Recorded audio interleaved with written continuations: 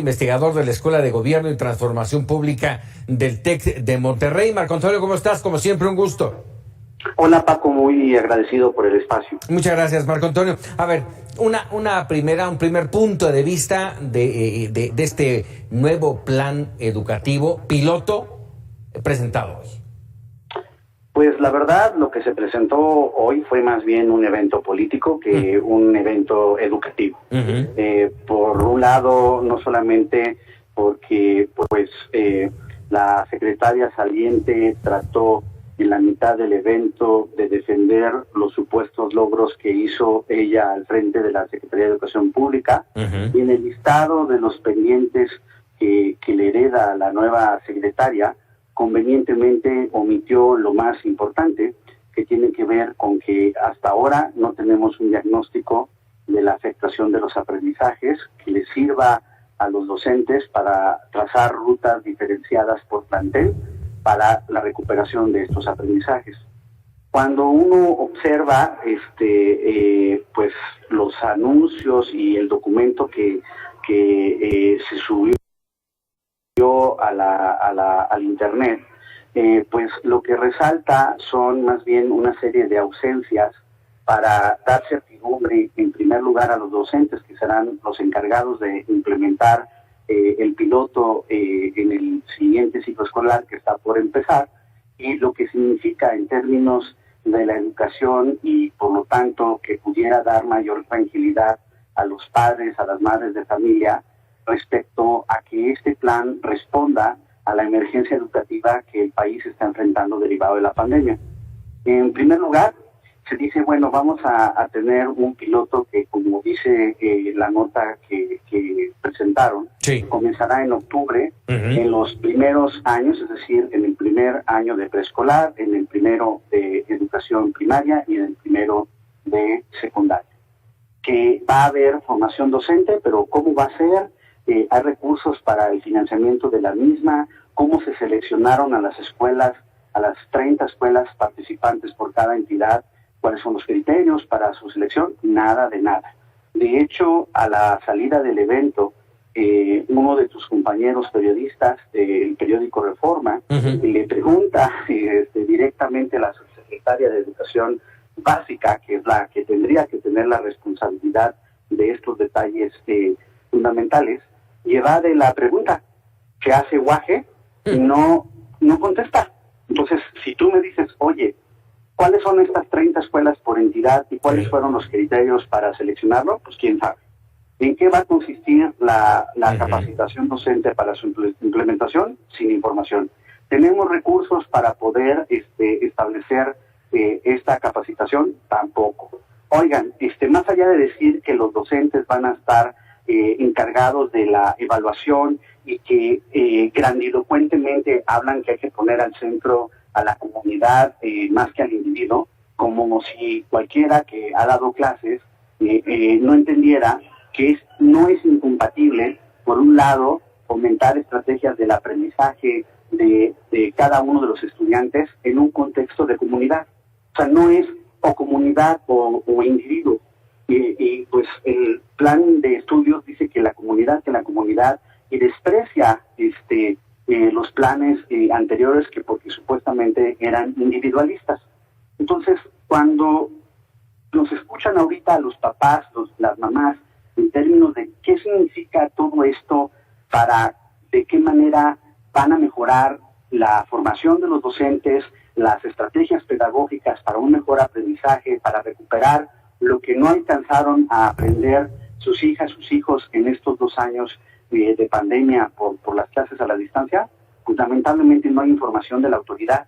Y lo que termina entendiéndose del documento es que le van a echar la pelota, por un lado, a los docentes, en términos de que ellos sean los que encuentren la manera de hacer la evaluación de sus alumnos y los diagnósticos, y por el otro lado, que las autoridades estatales traten de sistematizar esos diagnósticos para poder hacer apoyos a las escuelas más desaventajadas.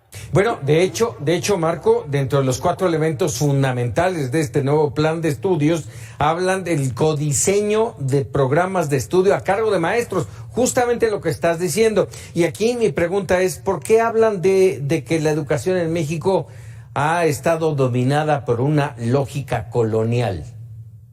Pues porque con franqueza, quien lo ha dicho, que es el vocero de todo esto, el señor Marzarriaga, está más preocupado en los adjetivos y el discurso grandilocuente ideológico que en la sustancia educativa.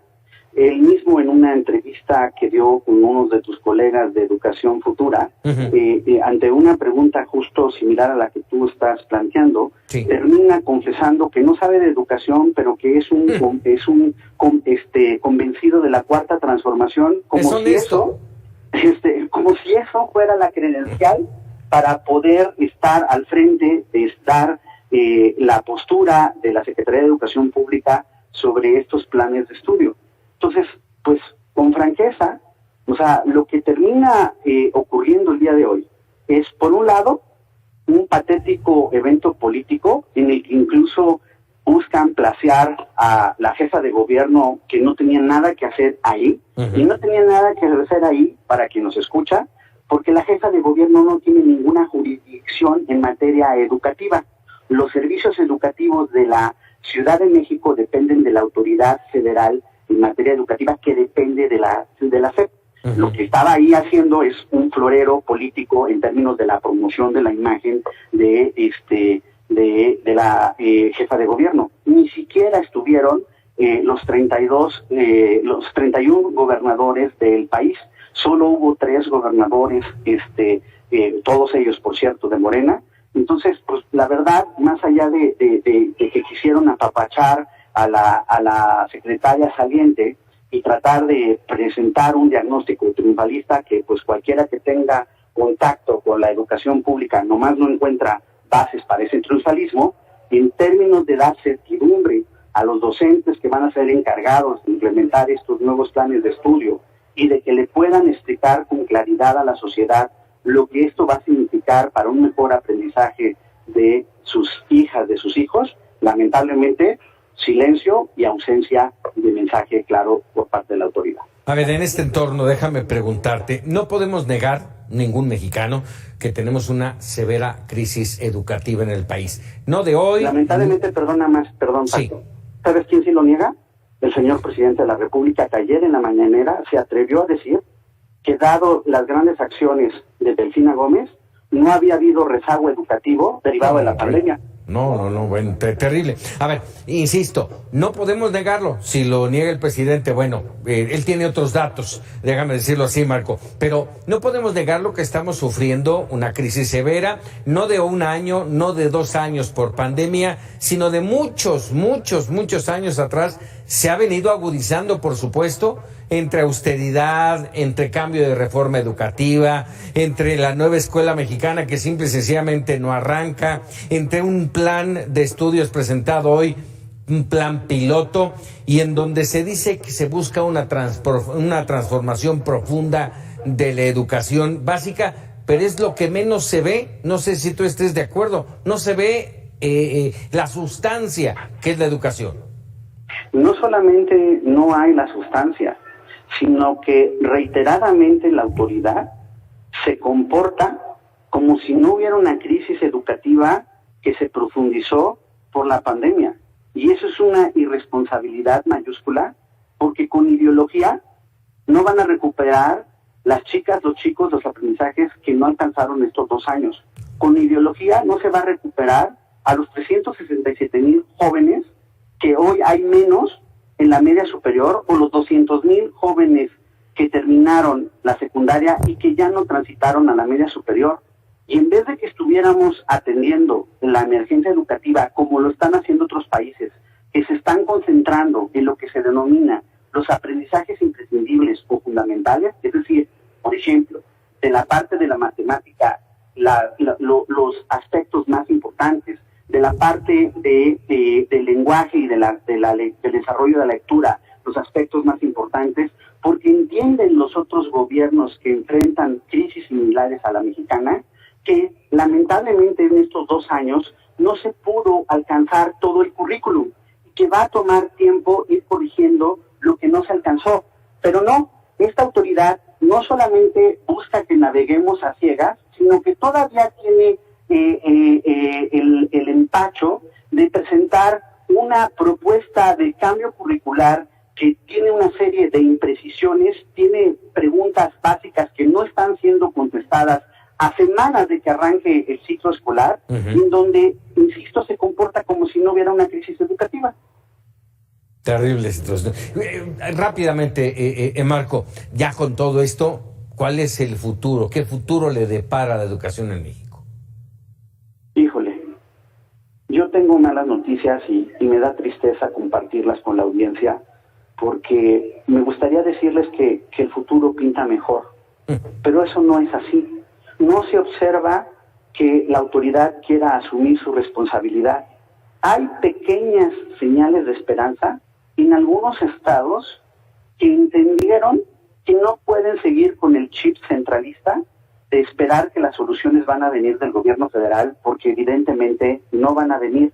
Estoy pensando, por ejemplo, en los casos de Nuevo León, Guanajuato o Querétaro, que ellos ya hicieron sus propias evaluaciones diagnósticas, que están haciendo sus rutas de recuperación de aprendizaje, tienen un montón de problemas, pero están tratando de tomar manos a la obra. Sí. Ojalá que más estados entiendan que tienen que asumir su mayoría de edad, dejar atrás el chip centralista, porque lamentablemente, incluso para los gobiernos de Morena, pues que entiendan, estoy pensando en Sonora, por ejemplo, Sinaloa, que están empezando, pues que entiendan que incluso sus compañeros de partido no les van a mandar propuestas o apoyos concretos para atender la emergencia educativa. Pero, Marco, es más cómodo. Es más cómodo, pero, no quieren obligaciones ni responsabilidades. Sí, pero es inaceptable porque es esta generación la que está sufriendo la consecuencia de la omisión de la autoridad. Y para quien nos está escuchando, en verdad, no sé cómo convencer a la gente que nos escucha de la necesidad de exigirle a las autoridades, tanto estatales como del gobierno federal, a que no se vale ser negligente frente a la educación, a pelear por el derecho de la educación de nuestras hijas, de nuestros hijos, de nuestras sobrinas, sobrinos, de nuestros nietos, nietas. Porque si no somos exigentes en este punto nodal de la política social, para la movilidad social, para el desarrollo de ellos como personas, para un futuro mejor, pues la factura la va a pagar esta generación. Oye, y ahí nada más te falta rematar, no basta con no reprobar, hay que aprender.